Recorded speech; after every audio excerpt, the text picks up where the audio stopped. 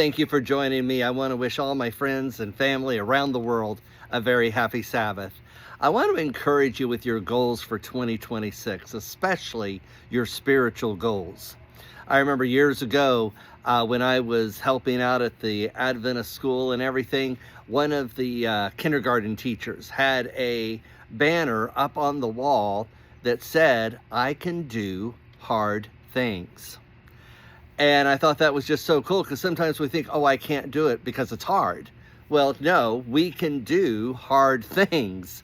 As a matter of fact, in Judges 1:19, it tells us that Judah could not drive out all the inhabitants of the land they had been promised by God. They couldn't drive out all the inhabitants because some of them had iron chariots.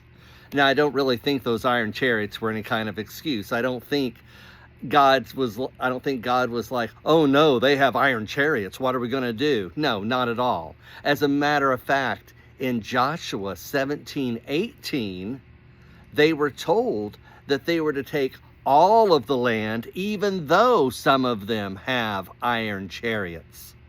So the iron chariots were just an excuse.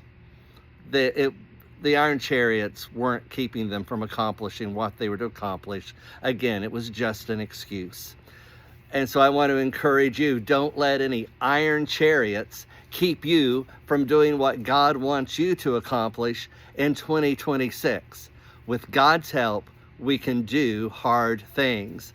I remember another story when I was helping out at the school. I was subbing one day in the first grade classroom, and I had given out a math assignment and gave out the papers, and the first graders were all working on their math problems, when this one boy says, "Man, this is hard."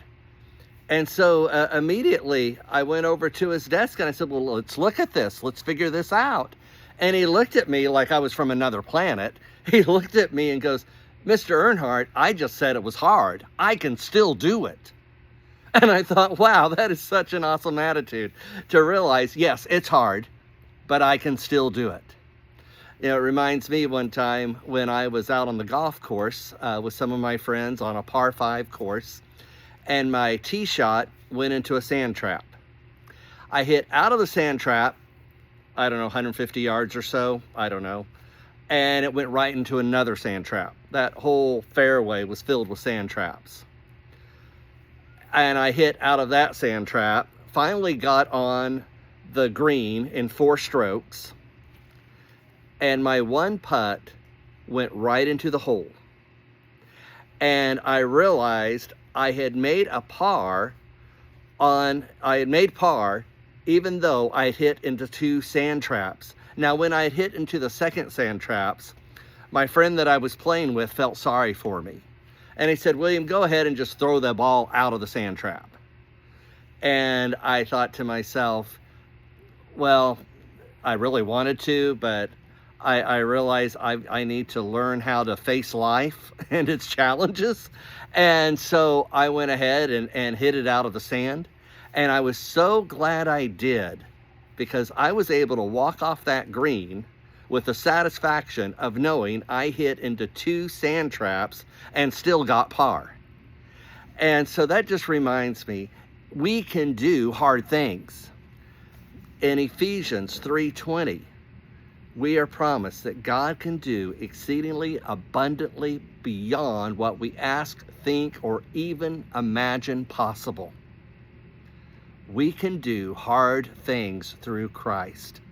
Don't let those iron chariots keep you from accomplishing everything this year that God wants you to accomplish. With His help, we can do hard things. God bless you. Have a great Sabbath.